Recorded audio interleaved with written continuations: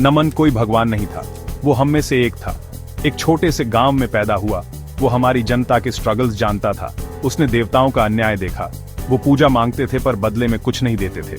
नमन के अंदर गुस्सा बढ़ता गया, वो जानता था कुछ बदलना है, हम कोई प्यादे नहीं हैं। नमन ने एक दिन गांव के चौक में ऐलान किया। उसकी आवाज भले ही जवान थी पर ताकत से गूंज रही थी। हमारे अंदर करेज है, जो सही है उसके लिए लड़ने की ताकत। लोग रुक गए और सुनने लगे, उनकी नजरें उसकी जलती हुई कन्विक्शन पर टिकी थी। देवता आराम पसंद हो गए हैं, अपनी शक्ति के नशे में चूर। नमन ने आगे कहा, पर हम इस धरती के इंसान नहीं डरते। हम अपनी इज्जत के लिए लड़ेंगे, सम्मान से जीने के अपने हक के लिए।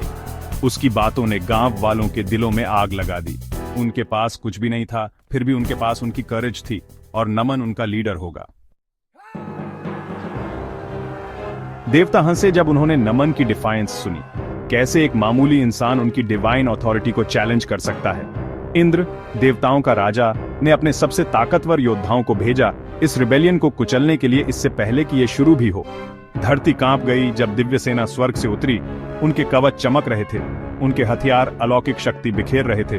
कई लोगों के दिलों में डर बैठ गया, पर नमन सीना ताने खड़ा रहा। उसकी नजरें आगे बढ़ती हुई सेना पर जमी थी। आज हम लड़ेंगे, वो दहाड़ा। उसकी आवाज पूरे बैटलफील्ड में गूंज रही थी। आज हम उन्हें इंसानी स्पिरिट की ताकत दिखाएंगे। उसकी करेज संक्रामक थी। अपने युवा लीडर से प्रेरित होकर इंसान युद्ध में कूद पड़े। उनकी चीखें स्वर्ग के लिए एक चुनौती थीं।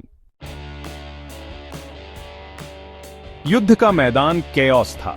हवा दिव्य ऊर्जा से छटक रही थी, जैसे देवता और मानव आपस में भिड़ रहे थे।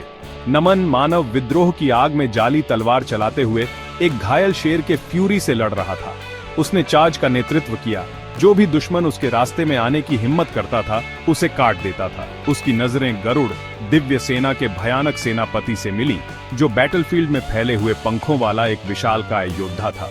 गरुड़ हंसा, एक जोरदार आवाज जिसने जमीन को हिला दिया। तुम स्पिरिट से लड़ते हो, छोटे इंसान, वो गरजा, पर तुम देवताओं की ताकत के आगे कुछ भी नहीं हो। नमन ने उसकी निगाहों का सामना किया, बिना डरे। हम देखेंगे, उसने जवाब दिया और शक्तिशाली गरुड़ के खिलाफ युद्ध में कूद पड़ा। नमन और गरुड़ के बीच का ड्यूअल देखने लायक था। बिजली चमकी, बादल गरजे, धरती उनके पैरों तले कांप गई। गरुड़ अपनी दिव्य शक्ति के साथ अजेय लग रहा था, लेकिन नमन एक शेर के दिल से लड़ा, वारों को चकमा दिया, ओपनिंग्स ढूंढी, विशालकाय को थका दिया। और फिर वो हुआ। नमन ने एक ऐसी चीख के साथ जिसने स्वर्ग को हिला दिया, एक वार किया। उसकी तलवार ने अपना निशाना पाया। गरुड़ लड़खड़ा गया, उसकी आंखें अविश्वास से फैली हुई थीं। शक्तिशाली सेनापति एक मामूली इंसान से हार गया। उस पल के शॉकवेव ने पूरे बैटलफील्ड में गूंज उठी। देवताओं ने पहली बार डर महसूस किया। इंसानों ने उनके हौसले बुलंद होकर नए जोश के साथ लड़ाई लड़ी। युद्ध का रुख पलट गया था। देवता हतोत्साहित और पराजित पीछे हटने को मजबूर हो गए। नमन खून से लथपथ लेकिन बिना झुके उन्हें जाते हुए देखता रहा।